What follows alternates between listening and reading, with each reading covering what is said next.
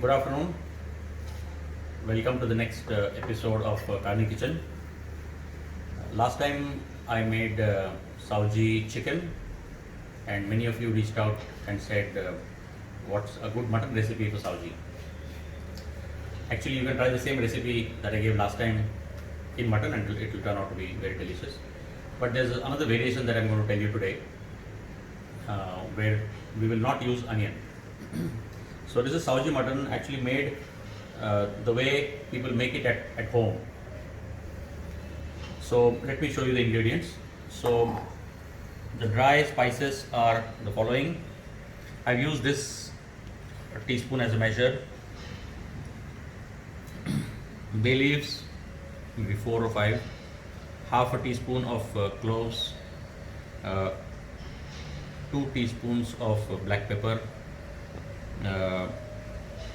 6 big cardamoms, black cardamoms, and about 12 green cardamom, about 4 red chilies, a small bunch of black stone flower, about 3 teaspoons of poppy seeds, and then 1 small piece of cinnamon, 1 star anise, and a small piece of nutmeg. Those are the dry spices. We'll roast and grind these to make the Sauji masala. In addition to that, the green masalas or the wet masalas that you need are the following. You have garlic paste, you have ginger paste, you have red chili powder, you have coriander powder, you have coriander leaves, chopped coriander leaves, and the secret ingredient in this is spinach. Last time we used onion and we used some jawar or sorghum flour as a thickener. In this particular gravy, the base will be made of spinach.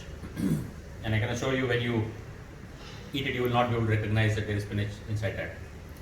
And to help me with this cooking, I have a glass of Moscow Mule. We are going to do 2 things simultaneously. We are going to wilt the spinach. So we just wash the spinach leaves, drain them, and then put them in a pan. You have not added any extra water. And these are roughly 2 bunches of spinach leaves. And the entire recipe is for 2 kgs of mutton that I am cooking today. So for about, if you're making 500 grams of mutton, you need about half a small bunch of spinach. And simultaneously I'm going to roast the dry masalas.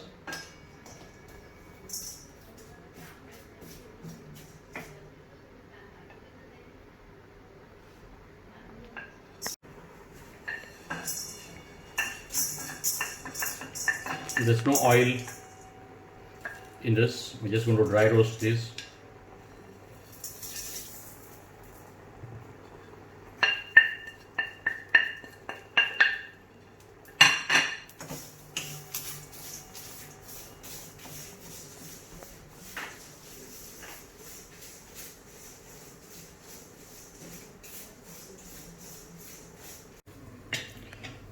So it took about 4 or 5 minutes to roast this. Ideally, you should add the poppy seeds towards the end, because the poppy seeds get roasted the fastest. So I actually removed the poppy seed and then roasted the other ones and then added the poppy seeds back. This is the spinach leaves. Let's take a look at what's happening to the spinach leaves. Wilted yet fully or no? Well, they are more or less wilted. Okay, so you saw we had like a big bunch. It is down to a very small volume now. Okay, we can shut this down. Both these need to be ground. So this needs to be ground dry, and this also without adding any water in either of them. And you grind them separately. After grinding, this is how the spices would look. This is your Sauji masala, which is the dry roasted spices, and this is the spinach, the wilted spinach leaves after we have blended them in a blender. You're not going to need this entire amount of Sauji masala. We are going to take a small quantity of this, which I will explain when I add. Now we are ready to start roasting the spices. So I've taken a thick brass vessel. You can take any vessel as long as it has a thick bottom. And I've taken about 250 ml of oil. I'm cooking 2 kilograms of mutton. So it might sound a lot, but the proportion generally is that if you're cooking about 500 grams of meat, you need about 100 ml of oil. The one general rule that I follow when I'm cooking Sauji is, if you think that the oil is less, it probably is less. So be a little generous when you add oil. In the oil for the tadka, you don't add too many other things other than some cumin seeds and some bay leaves. So once the oil is heated, I will add cumin seeds and bay leaves. I'm adding some cumin seeds once the oil is heated.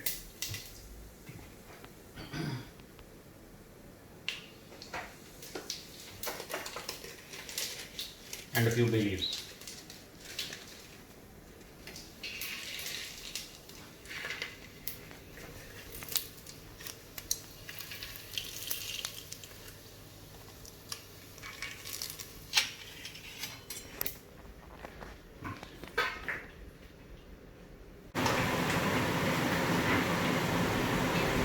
Now I'm going to add all the spinach paste.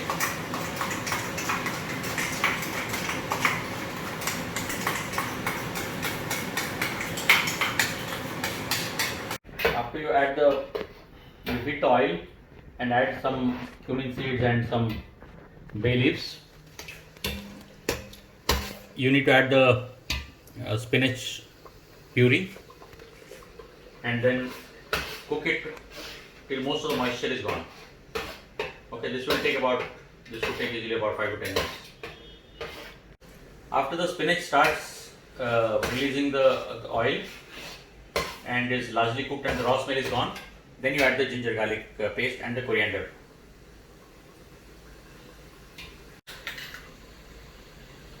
Now that the spinach is somewhat cooked, you add ginger and garlic paste.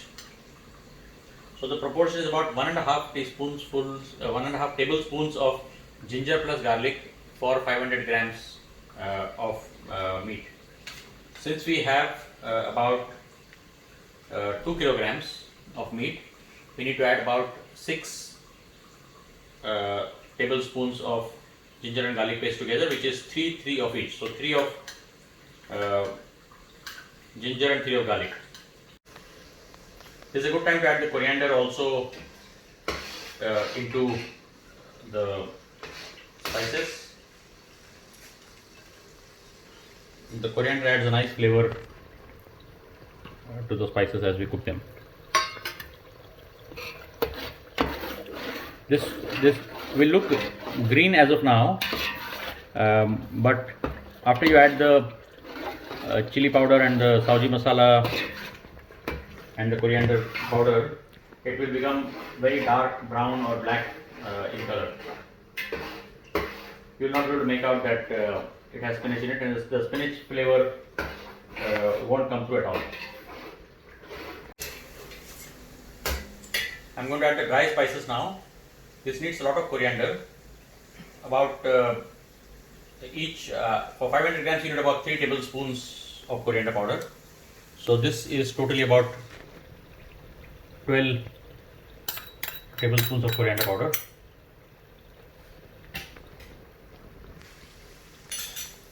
The Sauji masala proportion, that is the masala that we ground, you need about 1 flat tablespoon for every 500 grams.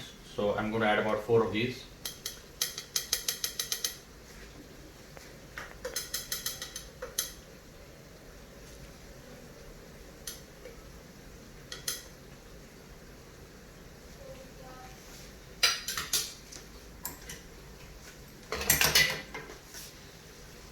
I'm going to add some chili. Chili is up to your taste. If you need about 1 tablespoon of this if you want a slightly mild flavored one for every 500 grams.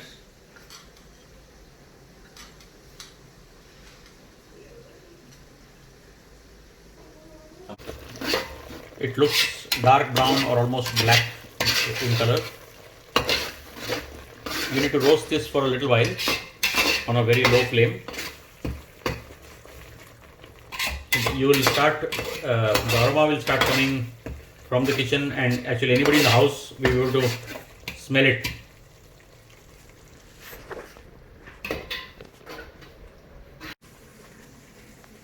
Good to add some salt in the spice mix. We'll add some salt now and some we'll add after you add the meat. Now you need to roast this for a little bit, about 5 to 7 minutes. You have to roast this till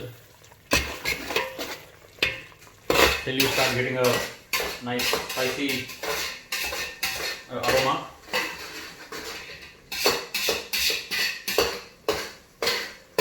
I've been roasting it for about 5-7 minutes already, so it's time that we stop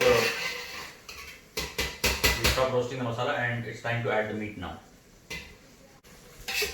Before you add the meat, if you want to take out some of this spice mix for any vegetarian people in the family or any vegetarians, this is the perfect time to do it. My wife is an vegetarian, my mother is a vegetarian, so this is the time I take out some masala for them. So here you see I've taken out some masala which will be used in an egg curry and also for some brinjal curry. The spice mix is ready. We are ready to add the meat now into this.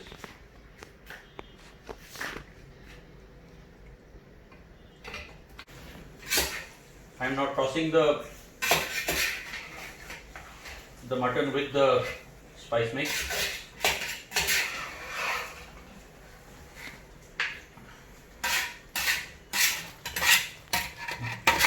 The meat typically releases a lot of moisture.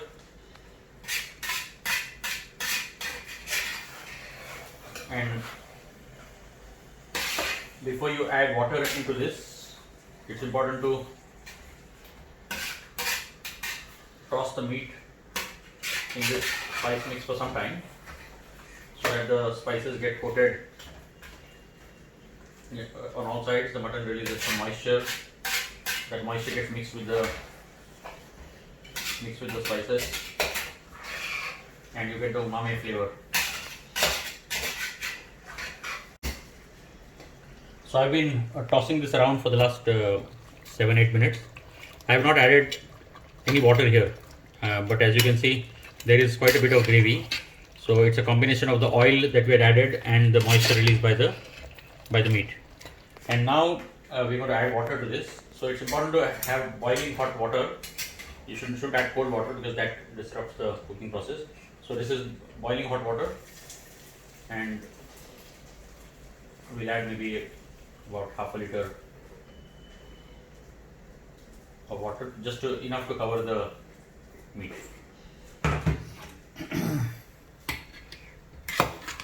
Once it is added, once the water is added, you need to mix it properly.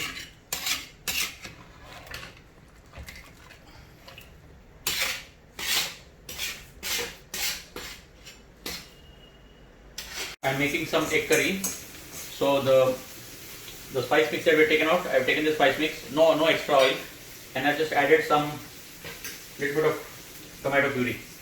It can be as per your taste. This is the puree of one tomato. I've added about half of it. I'm thinking I should add maybe a little bit more as well.